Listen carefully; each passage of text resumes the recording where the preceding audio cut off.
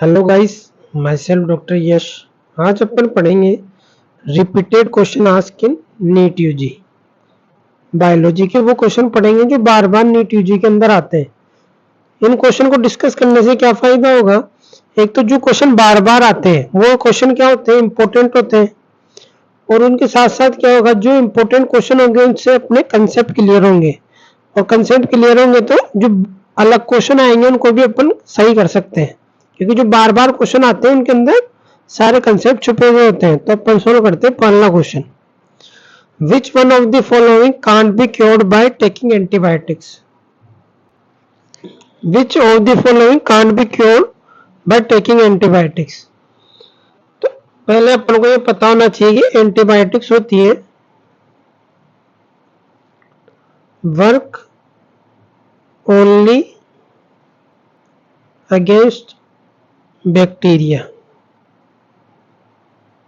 समझ में आ रही है? ये केवल बैक्टीरिया के अगेंस्ट ही काम करती है, ना वायरस के खिलाफ एंटीबायोटिक काम करती है, ना पैरासाइट के खिलाफ एंटीबायोटिक काम करती है। तो जो ऑप्शन के अंदर पैरासाइट या वायरस दिया हुआ होगा वो आंसर क्या होगा? करेक्ट होगा, क्योंकि एंटीबायोटिक्स ओनली बैक्टीरिया के खिलाफ काम करती है। समझ में आ रही है? अगर आपने किसी पेशेंट को वायरल इन्फेक्शन हुआ है और उसके अंदर आपने पेशेंट को एंटीबायोटिक दे दी, तो पेशेंट को क्या हो जाएगा? रेजिस्टेंस हो जाएगा उस एंटीबायोटिक के खिलाफ। इसका मतलब क्या है कि मान लो आपने वायरल इन्फेक्शन के अंदर पेशेंट को बार बार एंटीबायोटिक दी, तो उसकी वजह से पेशेंट को बाद में ऐसा इन्फेक्शन होगा बैक्टीरिया का कि उसके खिलाफ एंटीबायोटिक काम नहीं करेगी। समझ में आ रही है? जब उसको बैक्टीरियल इन्फेक्शन होगा फ्यूचर में, तो उसके खिलाफ एंटीबायोटिक काम नहीं करेगी। उसको कहते हैं सुपर बग फॉर्मेशन, मतलब उसको ऐसे बैक्टीरिया का इन्फेक्शन होगा फ्यूचर के अंदर कि उसके खिलाफ एंटीबायोटिक काम नहीं करेगी। तो इसलिए कभी भी पेशेंट को वायरल इन्फेक्शन के अंदर एंटीबायोटिक नहीं देनी चाहिए। जैसे मान लो पेशेंट को हो गया कॉमन कोल्ड, नॉर्मली होता है पेशेंट को कॉमन कोल्ड, और आपने क्या कर दिया, पेशेंट को एंटीबायोटिक प्रिस्क्राइब कर दी, तो उसकी वजह से क्या होगा, पेशेंट को फ्यूचर में अगर कभी बैक्टीरियल इन्फेक्शन होगा तो ये चांस इंक्रीज हो जाएंगे कि उसके खिलाफ एंटीबायोटिक काम नहीं करेगी बैक्टीरिया के खिलाफ। समझ में आ रही है? तो अब अपन ऑप्शन देखते हैं। पहला ऑप्शन है प्लेग। प्लेग क्या है? बैक्टीरियल डिजीज है।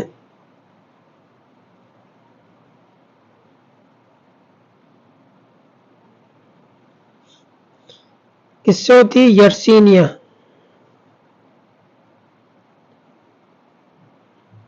यर्सीनिया प्रेस्टिस से होती है, तो ये तो ऑप्शन हटा दो।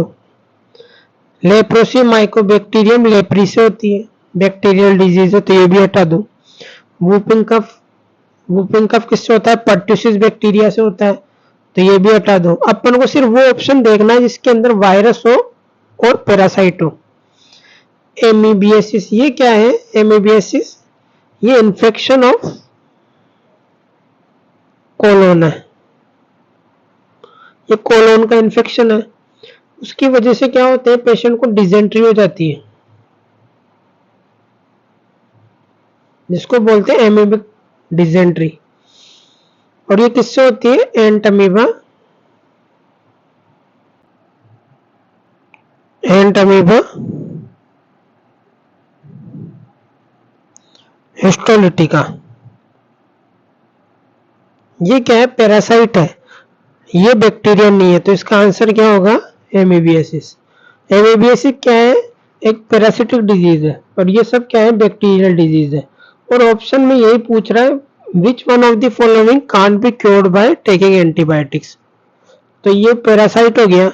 अब इस क्वेश्चन को ऐसे भी पूछ सकता था, एमीबियासिस की जगह मान लो आ जाता ऑप्शन में कॉमन कोल्ड, तो उसका आंसर क्या हो जाता? कॉमन कोल्ड, क्योंकि कॉमन कोल्ड किससे होता है? वायरस से, और वायरस के खिलाफ भी एंटीबायोटिक काम नहीं करती। तो ये याद रखना है, वायरस और पैरासाइट के खिलाफ एंटीबायोटिक काम नहीं करेगी। अब देखते हैं दूसरा क्वेश्चन।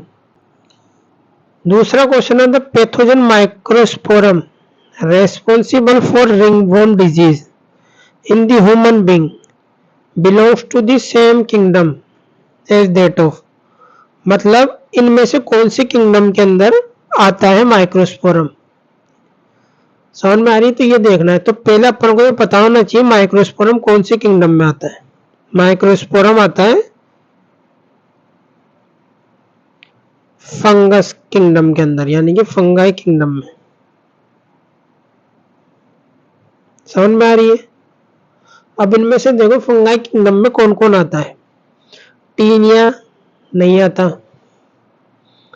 एस्केरिस नहीं आता, वुचेरिया वोम नहीं आता। वुचेरिया ये क्या करता है, फिलियरेसिस। एलिफेंट लेग डिजीज, इसके अंदर पैर क्या हो जाता है, सूज जाता है, सूजन आ जाती है पैर में। क्यों? Due to lymph node obstruction, lymph node का ऑब्स्ट्रक्शन हो जाता है, उसकी वजह से स्वेलिंग आ जाती है लेग्स में। तो उसका पैर कैसा हो जाता है, हाथी जैसा हो जाता है, इसलिए उसको क्या बोलते हैं, एलिफेंटाइसिस। समझ में आ रही है? एलिफेंटाइसिस भी बोलते हैं उसको। एलिफेंट डिजीज, एलिफेंट जैसा पैर हो जाता है उसका। तो ये भी नहीं है, ये भी नहीं है और ये भी नहीं है। राइजोपस होगा इसका आंसर। राइजोपस को और क्या बोलते हैं, ब्रेड मोल्ड। समझ में आ रही है? क्योंकि ये फंगाई किंगडम में आता है। और माइक्रोस्पोरम से कौन कौन सी डिजीज होती है, टीनिया कॉर्पोरिस, और क्या होगा, रिंगवॉर्म।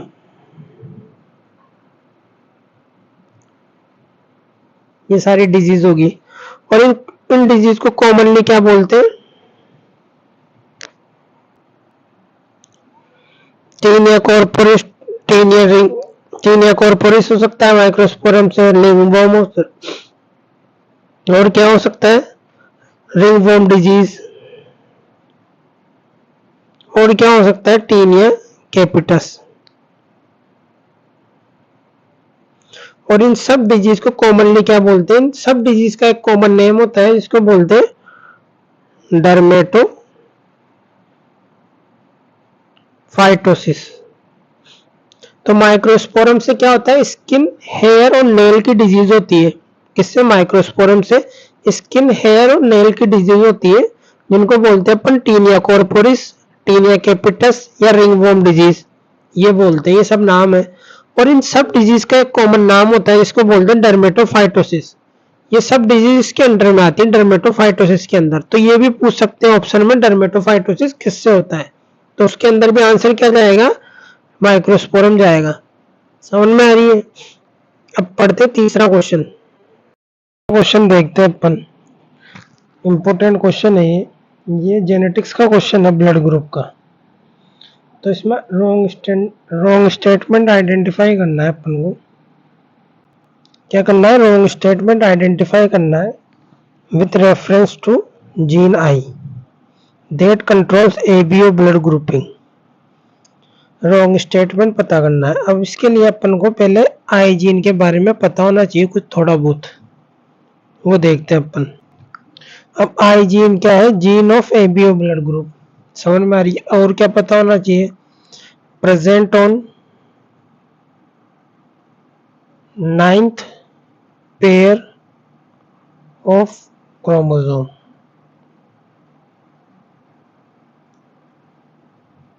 कहीं पे प्रेजेंट होता है, 9th pair of chromosome. Her chromosome pair के अंदर प्रेजेंट होता है, क्योंकि अपन डिप्लॉयड ऑर्गेनिज्म है। डिप्लॉयड ऑर्गेनिज्म में क्रोमोसोम पेयर की फॉर्म में प्रेजेंट रहेंगे। तो 9th पेयर, जिसमें से एक क्रोमोसोम आता है फादर से और एक क्रोमोसोम आता है मदर से। समझ में आ रही है? जैसे मान लो किसी का ब्लड ग्रुप है ए ब्लड ग्रुप,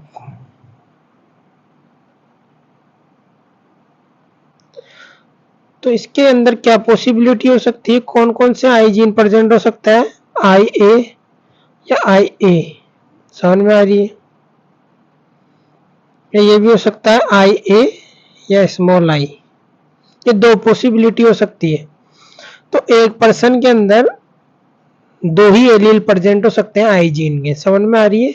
और आई जीन के कितने एलील होते हैं, पहले एलील समझो। आई जीन के होते हैं 3 एलील, आई ए, आई बी और स्मॉल आई। ये बनाता है ए एंटीजन, या इसको बोल सकते हो आप शुगर, ए टाइप शुगर। ए टाइप की शुगर बनाता है। और ये कहाँ प्रेजेंट होती है, आरबीसी के ऊपर प्रेजेंट होती है।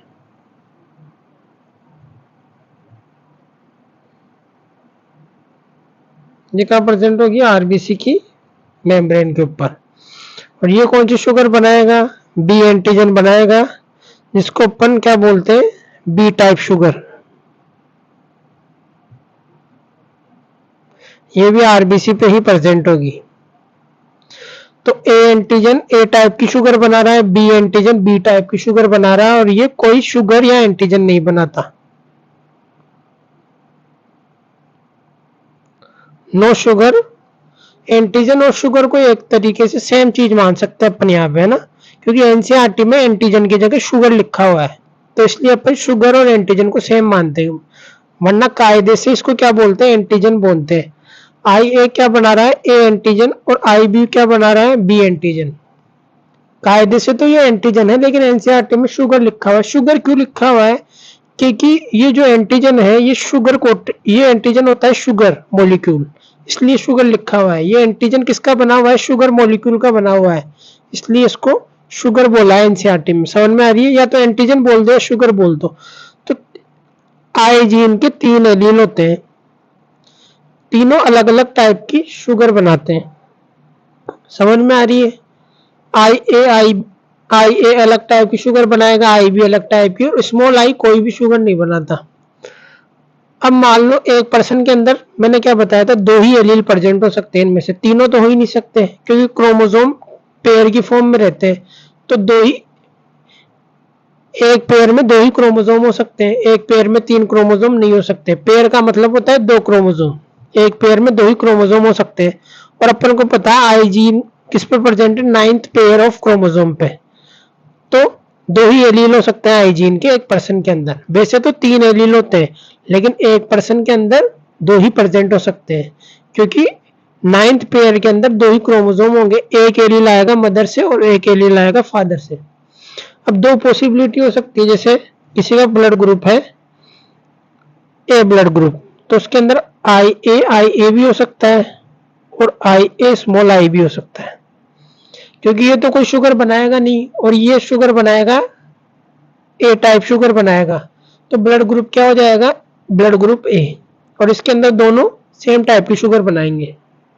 लेकिन एक पर्सन में मानो मदर से आ रहा है आई ए और फादर से आ रहा है आई बी, फादर से आ रहा है आई ए एलील और मदर से आ रहा है आई बी एलील, तो ये दोनों अपनी अपनी शुगर बनाएंगे। तो आरबीसी पे ए शुगर भी होगी और बी शुगर भी होगी, तो ये दोनों एक दूसरे को एक्सप्रेस करेंगे। समझ में आ रही है, ये सेम टाइप की शुगर नहीं बनाएंगे, आई ए अलग शुगर बनाएगा, आई बी अलग शुगर बनाएगा, तो ब्लड ग्रुप क्या हो जाएगा, ए बी ब्लड ग्रुप।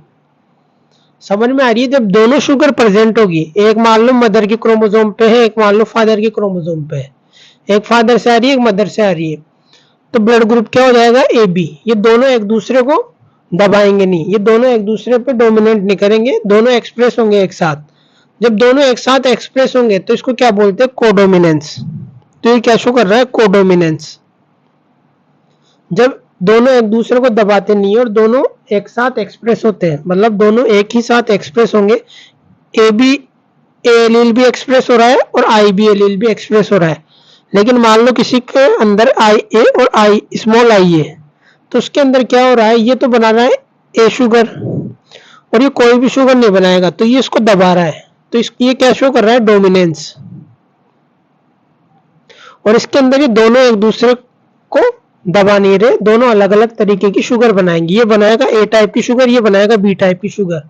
समझ में आ रही है, तो 3 चीजें याद रखनी है अपन को। आई gene 9th pair of chromosome पे होता है और इसके 3 एलील होते हैं आई जीन के, आई ए आई बी और स्मॉल आई। तो ये क्या हो गया, मल्टीपल एलीलिज्म। अगर किसी जीन के 2 से ज्यादा एलील है तो उसको बोलेंगे अपन मल्टीपल एलीलिज्म। क्या बोलेंगे, मल्टीपल एलीलिज्म। किसी जीन के 2 से ज्यादा एलील है उसको बोलेंगे मल्टीपल एलीलिज्म। तो ब्लड ग्रुप क्या शो कर रहा है, मल्टीपल एलीलिज्म शो कर रहा है। तो आई जीन 9th पेयर पे प्रेजेंट है, इसके 3 एलील हो गए, लेकिन एक पर्सन के अंदर 2 ही एलील प्रेजेंट हो सकते हैं, क्योंकि एक मदर से आएगा और एक फादर से आएगा, तो 2 ही हो सकते हैं। ऐसा नहीं हो सकता कि एक पर्सन में तीनों ही प्रेजेंट होंगे। 3 एलील होते हैं लेकिन एक पर्सन में 2 ही होंगे। समझ में आ रही है, जब आई ए और आई ए प्रेजेंट होंगे, फादर से भी आई ए आ रहा है, मदर से भी आई ए आ रहा है, तो ब्लड ग्रुप हो जाएगा ए। अब मान लो फादर से आ रहा है आई बी और मदर से आ रहा है आई बी, तो ब्लड ग्रुप क्या हो जाएगा, बी। और फादर से आ रहा है आई बी और मदर से आ रहा है स्मॉल आई, तो भी ब्लड ग्रुप क्या होगा, बी, क्योंकि ये इसको दबा देगा, क्योंकि ये कोई भी शुगर नहीं बनाएगा। लेकिन मान लो फादर से आ रहा है आई ए और मदर से आ रहा है आई बी, तो दोनों एक दूसरे को दबाएंगे नहीं, तो ये क्या शो करेगा, कोडोमिनेंस। तो ब्लड ग्रुप के जीन क्या क्या शो कर रहे हैं, मल्टीपल एलिज्म भी शो कर रहे हैं, कोडोमिनेंस भी शो कर रहे हैं और डोमिनेंस भी शो कर रहे हैं। अब उस क्वेश्चन को देखते हैं अपन। अब ये क्वेश्चन इजी हो गया। The I gene has 3 allele, सही है, करेक्ट है। रोंग देखना अपन को, मैंने बताया था आई ए, आई बी और स्मॉल आई, सही है। A person will have only 2 of the 3 alleles, ये भी सही है, मैंने बताया था एक मदर से आएगा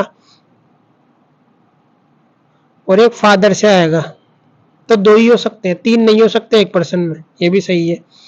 When IA और IB present together, they express same type of sugar, ये गलत है, दोनों अपनी अपनी शुगर बनाएंगे, ए टाइप की शुगर बनाएगा और ये बी टाइप की, इसको बोलते हैं कोडोमिनेंस। ये मैंने पढ़ा दिया, एक्सप्लेन कर दिया। तो ये रोंग हो गया और यही आंसर होगा, क्योंकि इसने रोंग ही पूछा है। एलीलाइट does not produce any sugar, ये भी मैंने बताया था, ये भी सही है। तो आंसर हो गया थर्ड। आंसर क्या है, थर्ड ऑप्शन। ये इंपॉर्टेंट क्वेश्चन है, इसमें मैंने सब कुछ एक्सप्लेन कर दिया। कोडोमिनेंस क्या होती है, मल्टीपल एलिलिज्म क्या होता है, समझ में आ गई। इसको समझ के करना है, इससे कई सारे कंसेप्ट क्लियर हो रहे हैं आपके, समझ में आ रही है। अब चौथा क्वेश्चन देखते हैं अपन। Due to increasing airborne allergen and pollutants in many people in the urban areas are suffering from respiratory disorder causing wheezing. Wheezing क्या होती है, विसल साउंड। विसल साउंड का क्या मतलब है, सीटी जैसी आवाज, जैसे अपन सीटी बजाते हैं ना, वैसी आवाज, जैसे कुकर की सीटी की आवाज आती है ना, वैसी आवाज आएगी जब पर्सन सांस लेगा, यानी कि जब वो इनहेल करेगा एयर को, जब उसकी रेस्पिरेटरी ट्रैक्ट में से कैसी आवाज आएगी, जैसे कुकर की सीटी में से आवाज आती है, विसल साउंड बोलते हैं उसे। अब ये मेनली क्यों होती है, ड्यू टू ब्लॉकेज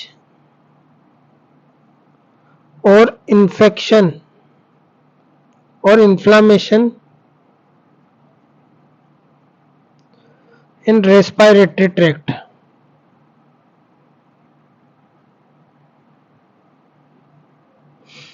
जैसे मान लो ये ब्रोंकाई है, इसके अंदर इन्फ्लामेशन हो गया और ये जगह हो गई छोटी। जब इस छोटी जगह में से एयर जाएगी, क्योंकि इनके इसके अंदर क्या हो गया, इन्फ्लामेशन। इन्फ्लामेशन क्यों हो रहा है, इन्फ्लामेशन आपने पढ़ा होगा इम्यूनिटी के अंदर। इन्फ्लामेशन कब होता है, जब कोई इन्फेक्शन हो जाता है कहीं पे, तो यहाँ पे क्रोनिक इन्फ्लामेशन हो रहा है इन्फेक्शन की वजह से। जैसे मान लो निमोनिया हो गया पेशेंट को, या ब्रोंकाइटिस हो गया। ब्रोंकाइटिस में क्या होता है, इन्फेक्शन हो जाता है ब्रोंकाई का, उस इन्फेक्शन की वजह से वहां पे क्रोनिक इन्फ्लामेशन होगा, तो यहाँ पे जगह कम हो जाएगी एयर की जाने की। जब जगह कम हो जाएगी तो इस कम जगह से जब एयर जाएगी तो क्या है, ये आवाज निकलेगी एक, उस आवाज को कहेंगे वीजिंग। जब किसी कम जगह से आवाज निकलती है तो वो आवाज, जो हवा होगी वो एक साउंड प्रोड्यूस करेगी, उस कम जगह से जाएगी, जब वो साउंड होगी वीजिंग, सीटी जैसी आवाज आएगी। आपने देखा होगा जब थोड़ी सी जगह से हवा निकलती है, कम एरिया से जब हवा निकलेगी तो वहां से क्या आएगी, सीटी जैसी आवाज आएगी। सीटी में भी क्या होता है, सीटी के अंदर भी थोड़ी सी जगह से हवा निकलती प्रेशर के साथ, तो उसकी वजह से क्या होता है, सीटी की आवाज आती है वहां से। तो यहाँ पे क्रोनिक इन्फ्लामेशन की वजह से जगह कम हो गई, इस कम जगह से जब हवा जाएगी तो एक आवाज आएगी। तो ये कम जगह क्यों हुई, due to inflammation in bronchi, bronchioles. इनके अंदर जब इन्फ्लामेशन होगा क्रोनिक, उसकी वजह से क्या होगी, साउंड प्रोड्यूस होगी, जिसको वीजिंग कहेंगे। तो ये लोअर रेस्पिरेटरी ट्रैक्ट के इन्फेक्शन में मोस्ट कॉमन होता है, समझ में आ रही है। और लोअर रेस्पिरेटरी ट्रैक्ट में क्या क्या चीजें आती है, ब्रोंकाई, ब्रोंक्यूल्स, समझ में आ रही है, एल्वोलाई, लंग्स, ये सब किस में आते हैं, लोअर रेस्पिरेटरी ट्रैक्ट में।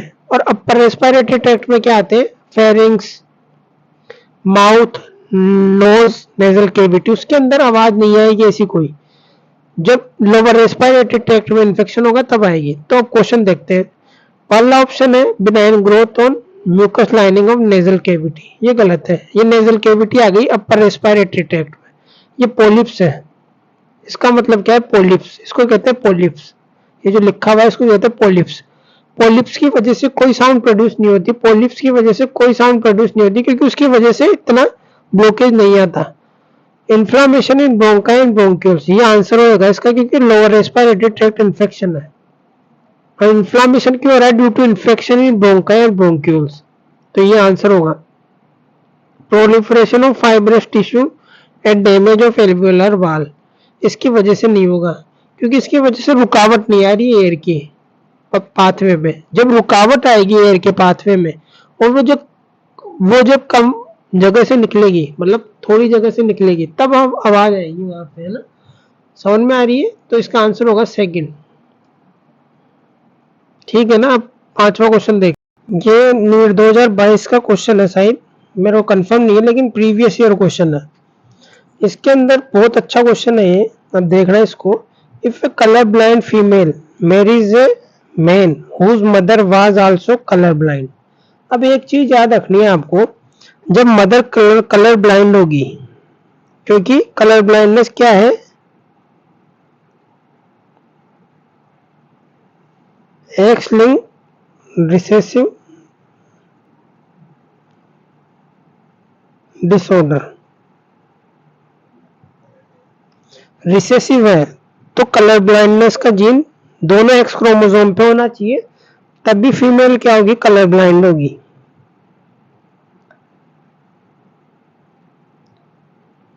क्योंकि फीमेल के पास दो एक्स क्रोमोसोम होते हैं, अगर दोनों एक्स क्रोमोसोम डिफेक्टिव होंगे, कलर ब्लाइंडनेस का जीन दोनों पे प्रेजेंट होगा, यानी कि डिफेक्टिव हो गए दोनों एक्स जीन। कलर ब्लाइंडनेस का जीन प्रेजेंट है तो एक्स क्रोमोसोम क्या है? डिफेक्टिव है एक तरीके से।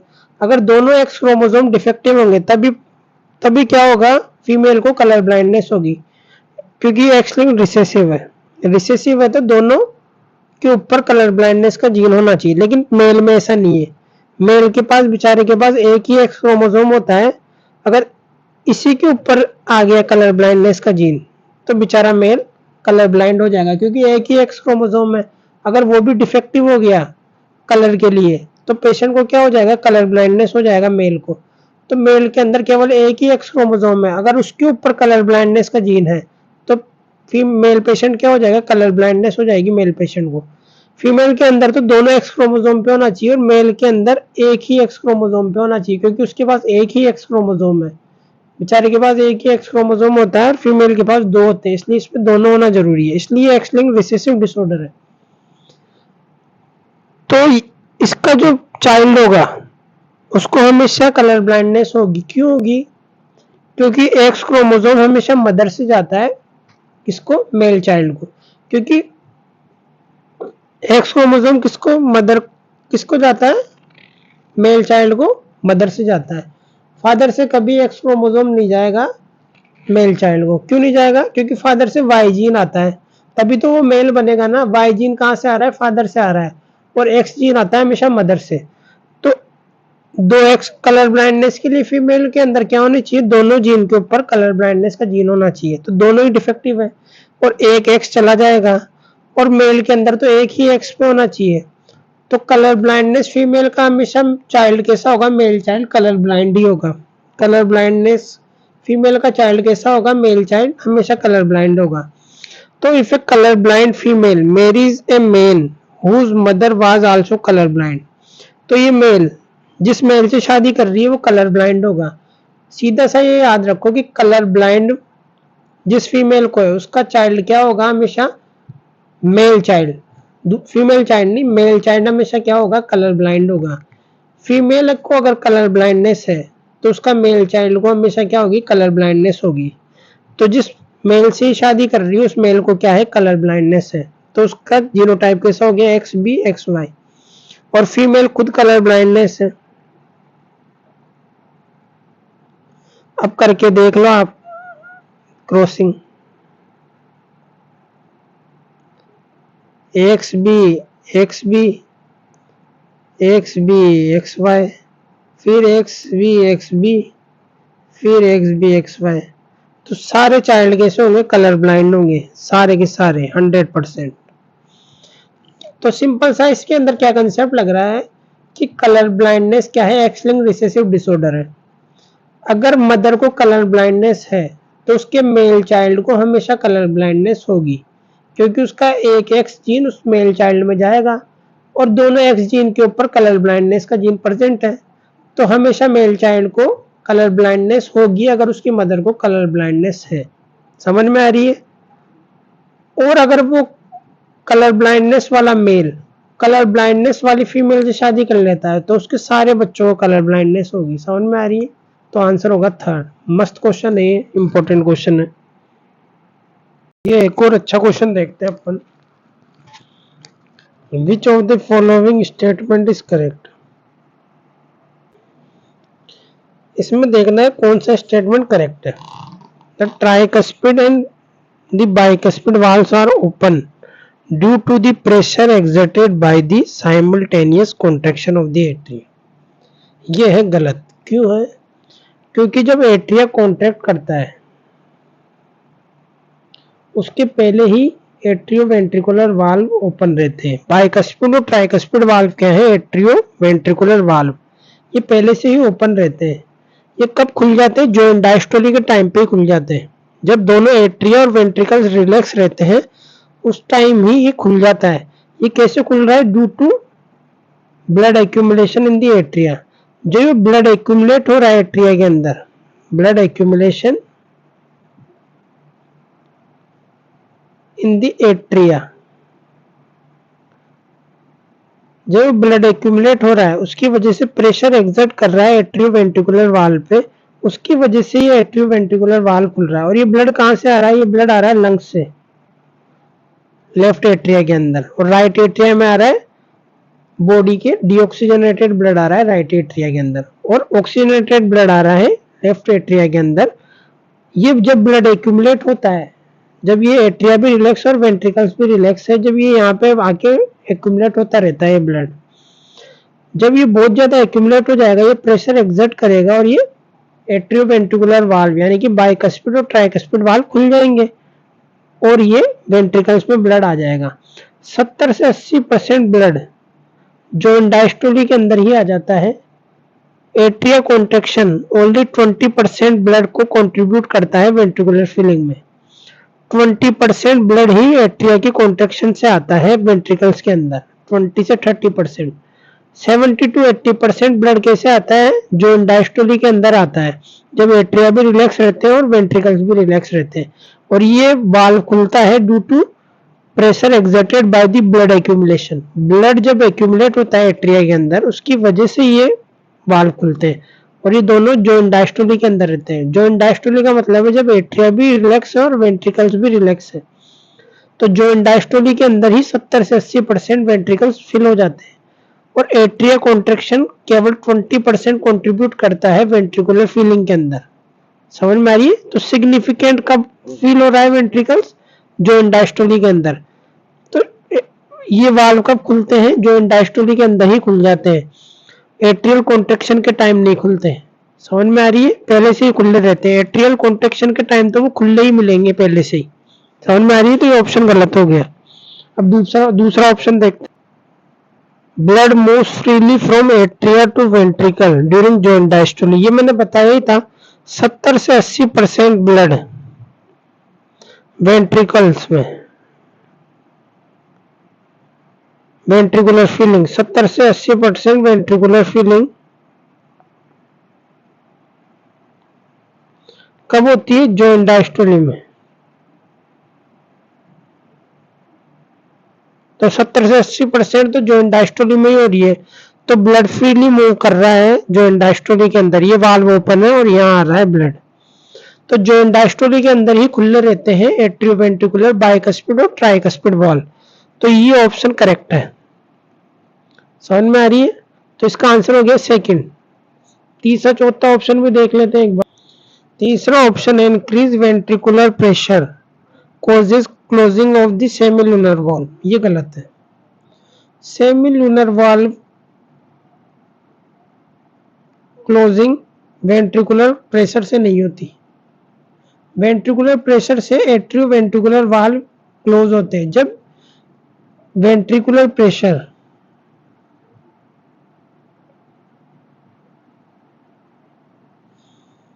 किससे ज्यादा हो जाता है? More than atrial pressure.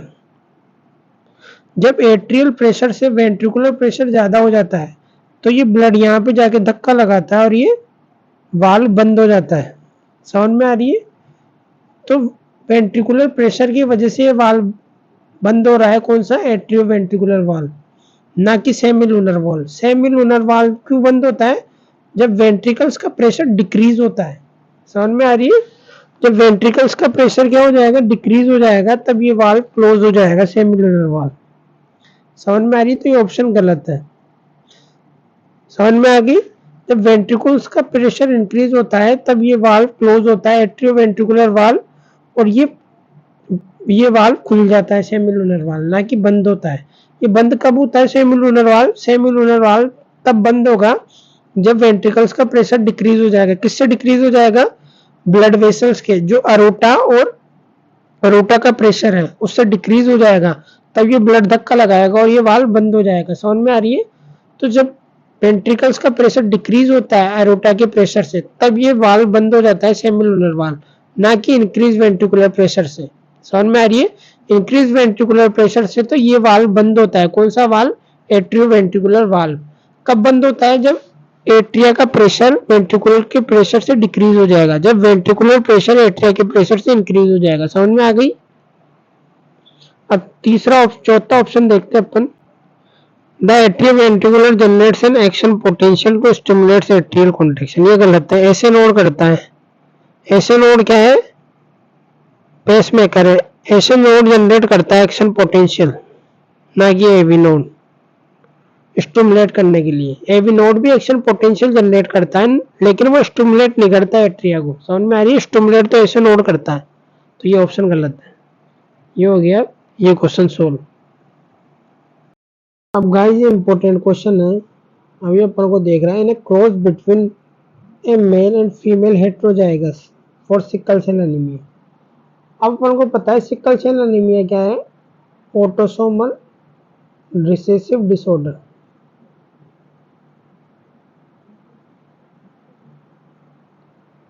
तो ये दोनों क्या हेट्रोजाइगस है।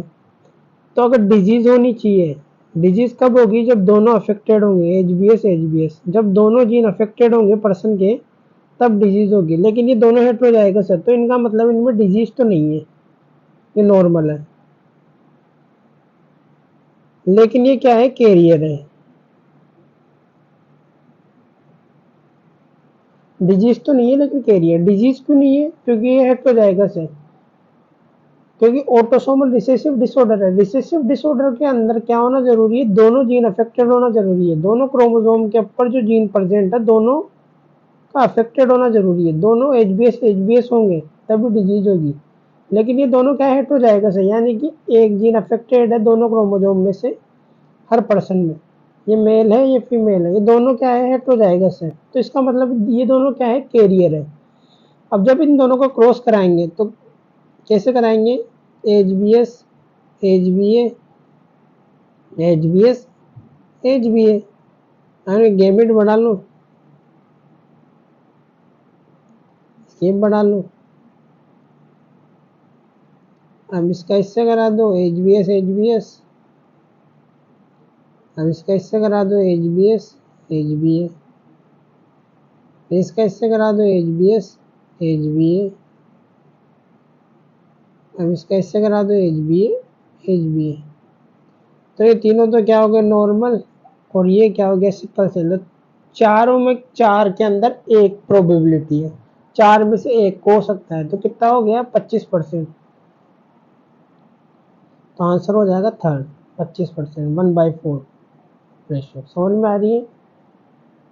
हम दूसरा क्वेश्चन देखते हैं। The partial pressure of the oxygen, oxygen लिख देना यहाँ पे, and carbon dioxide and alveoli.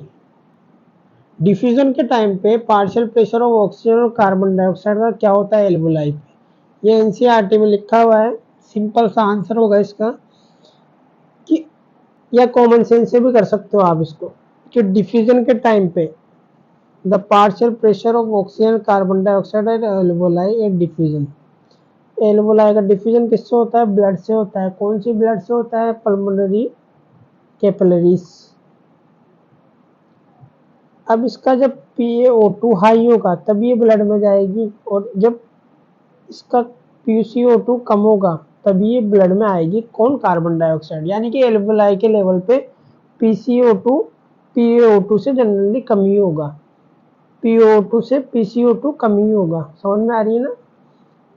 तो इतना सा कॉमन सेंस लगाओ कि जब partial pressure of oxygen partial pressure of carbon dioxide से ज़्यादा होगा तभी क्या होगा? ऑक्सीजन ब्लड में जाएगी और कार्बन डाइऑक्साइड एल्वेलाई में आएगी।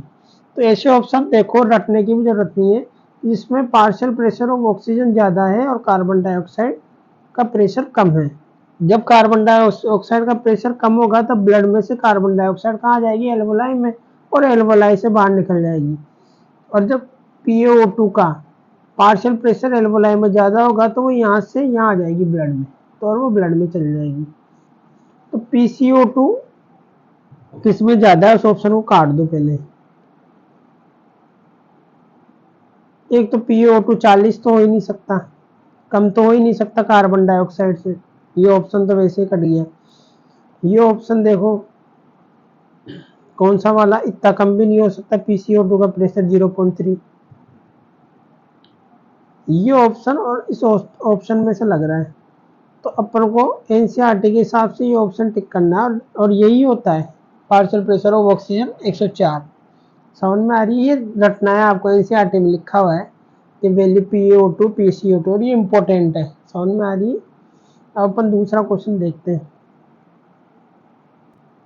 The fruit fly has 8 chromosome in each cell, 8 chromosome in each cell 2n, मतलब इसके डिप्लॉयड क्रोमोसोम कितने हैं? 8 क्रोमोसोम।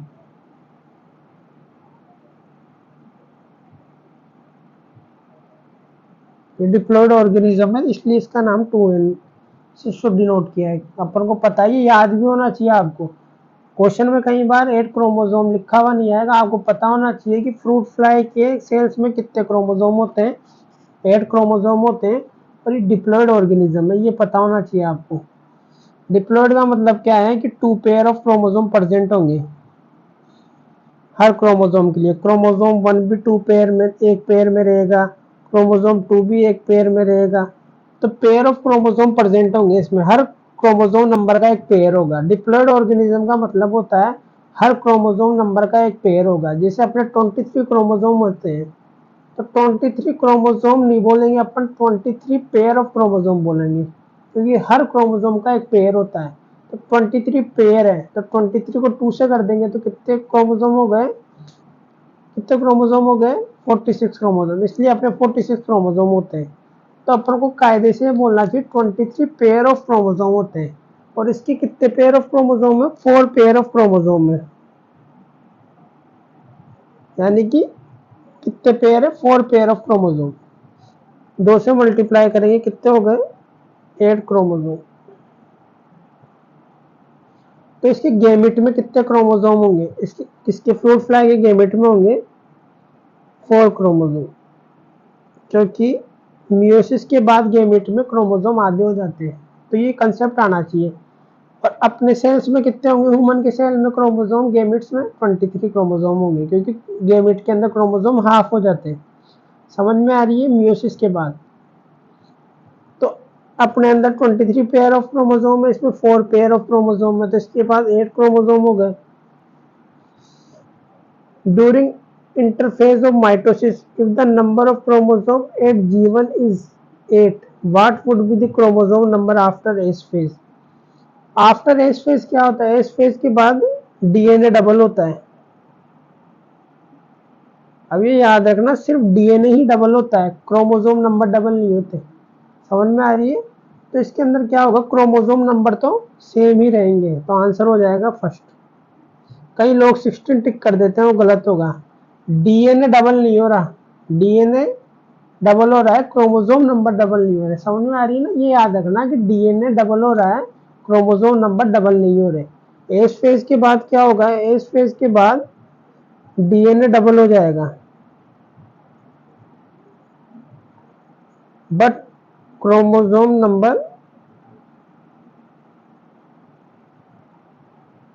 रिमेन सेम, ये याद रखना इंपॉर्टेंट है कि क्रोमोसोम नंबर तो सेम रहेंगे रिमेन, लेकिन डीएनए डबल हो जाएगा किसके बाद, एस फेज के बाद।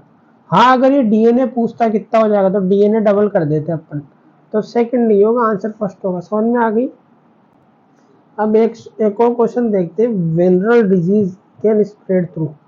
एक तो वेनरल डिजीज क्या है, ये होती है सेक्सुअली ट्रांसमिटेड डिजीज। समझ में आ रही, सेक्सुअली ट्रांसमिटेड डिजीज है ये। वेनरल डिजीज का मतलब यही होता है, पुराने टाइम में सेक्सुअली ट्रांसमिटेड डिजीज को क्या बोलते थे, वेनरल डिजीज। ये एनसीईआरटी में लिखी हुई है लाइन ऐसी कैसी, और एक बार मैं दिखाऊंगा भी सर वो लाइन है एनसीईआरटी की। अब ये कैसे फैलती है, यूजिंग स्टेराइल निडल्स, ये तो गलत ही है। अगर आप स्टेराइल निडल का यूज करोगे तो उससे तो फैल ही नहीं सकती। स्टेराइल निडल क्या होती है, साफ होती है, अनइन्फेक्टेड होती है, अनइन्फेक्टेड, यानी कि वो किसी भी चीज से इन्फेक्टेड नहीं रहती। अगर आप उसका यूज करोगे स्टेराइल निडल का तो उससे तो कभी नहीं फैलेगी। Transfusion from blood from infected person, infected person, ये सही है। इन्फेक्टेड मदर टू फीटस, ये भी सही है। एचआईवी फैल सकता है इन्फेक्टेड मदर से फीटस के अंदर। समझ में आ रही है। और एचआईवी क्या है, सेक्सुअली ट्रांसमिटेड डिजीज है। हेपेटाइटिस बी भी फैल सकता है, वो भी सेक्सुअली ट्रांसमिटेड डिजीज के अंदर आ सकता है। समझ में आ रही है। किसिंग से नहीं फैलती सेक्सुअली ट्रांसमिटेड डिजीज। हाँ अगर आप कई बार ओरल हर्पीस फैल जाता है, लेकिन बहुत कम चांस होते हैं, तो ये भी गलत है। इनहेरिटेंस तो होती नहीं है सेक्सुअली ट्रांसमिटेड डिजीज की, तो ये दोनों ऑप्शन गलत है और ये फर्स्ट भी गलत है। आंसर हो जाएगा बी और सी। अब वो लाइन बताता हूँ एनसीईआरटी की, देखना आप। ये रही वो line, the sexually transmitted disease were earlier called venereal disease. NCERT की लाइन है पूरी, ऐसा कैसा क्वेश्चन आया है। Sexually transmitted disease refer to variety of infection caused by pathogen can be acquired and transmitted through sexual contact. ये definition हो गई वनरल डिजीज और सेक्सुअली ट्रांसमिटेड डिजीज की। Venereal disease spread from an infected to an healthy individual in the following way. एक तो sexual contact से फैलता है with infected person, with result in exchange of seminal fluid और vaginal fluid, transfusion of blood और blood product from infected to healthy person, वो option में था अभी। From an infected mother to her foetus, ये भी सही है, ऑप्शन में था। By use of unsterile needle, उसमें स्टेराइल नीडल था, इसमें अनस्टेराइल नीडल है, which have been used by an infected person। जो अनस्टेराइल नीडल, अनस्टेराइल क्यों हुई वो नीडल, वो किसी इन्फेक्टेड पर्सन ने यूज ली थी नीडल, उसकी वजह से वो अनस्टेराइल हो गई। This disease can not be spread through touch, regular contact, thus shaking hand, hugging, kissing, sitting or close to having meal with infected individual does not spread the infection from infected person to the non-infected person। समझ में आ रही है। तो HIV hepatitis B कभी भी general touch से नहीं फैलता। टच कर लिया या आपने उसकी गाल पे किस कर दी, फ्रेंच किस की बात नहीं हो रही यहाँ पे, लिप टू लिप किस, यहाँ पे केवल बात हो रही है जैसे गाल पे किस कर दिया, फोरहेड पे किस कर दिया, फ्रेंच किस की बात नहीं हो रही है। फ्रेंच किस से, ओरल हर्पीज होता है ना जो फैल सकता है, उसको बोलते हैं ओरल हर्पीज इन्फेक्शन, HSV1। समझ में आ रही है। तो ये सिर्फ एनसीईआरटी के पैराग्राफ में से बनाया हुआ क्वेश्चन था, वो समझ में आ गई। अब दूसरा क्वेश्चन देख। अब ये क्वेश्चन इंपॉर्टेंट है, साफ नहीं है लेकिन देखना। विच, मैं पढ़ के बता रहा हूँ, which one of the following organism have hollow and pneumatic long bone. Hollow pneumatic long bone,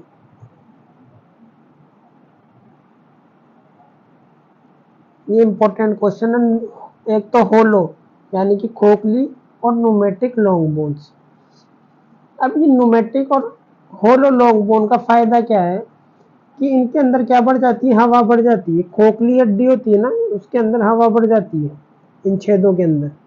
ये जैसे लॉन्ग बोन है, इसमें क्या है, छेद है छोटे छोटे, इनके अंदर हवा बढ़ जाती है। तो उससे क्या होता है, बॉडी वेट कम हो जाता है। बॉडी वेट कम हो जाता है तो उड़ने के अंदर आसानी रहती है, मतलब फ्लाई करने के अंदर इजी हो जाता है। इनके अंदर हवा बढ़ जाती है तो शरीर हल्का हो जाता है, फूल जाता है। तो उससे उड़ने के अंदर आसानी रहती, फ्लाई करने के अंदर इजी हो जाता है। तो ये किस किंगडम का फीचर है? ये किस किंगडम का फीचर है? एव्स का। एव्स किंगडम का फीचर है जिसके अंदर बर्ड्स आती है। अब ये क्या दिए हुए? साइंटिफिक नाम दिए हुए। हेमीडक्टाइलस किसका नाम है? हेमीडक्टाइलस नाम है हाउस लिजार्ड, जो अपने घर पे, और वाल लिजार्ड जो अपने घर की दीवारों पे देखने को मिलती है। तो ये तो होगा नहीं, क्योंकि एव्स किंगडम में नहीं आती, किसमें आती है? रेप्टाइल। ये अड़ गया। फिर आता है नियोफोरन। नियोफोरन क्या है? पल्चर। ये हो जाएगा। ये ओरिंथो, ये क्या है? ये प्लेटिपस है। ये किसमें आता है? मेमेलिया। तो ये भी नहीं होगा। एव्स का फीचर ये केवल नियोफोरन वल्चर है, ये एव्स किंगडम में आता है, तो इसका आंसर ये होगा फर्स्ट।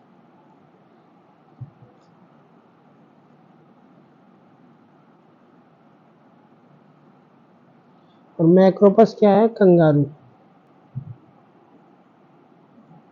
ये भी नहीं होगा, ये भी मेमेलिया किंगडम में आता है। तो एव्स का केवल एक ही है, नियोफोरन, जिसको क्या बोलते हैं? वल्चर। तो आंसर हो जाएगा फर्स्ट। गिद्ध बोलते हैं हिंदी में। समझ में आ गई? ये हो गई previous year question for NEET UG.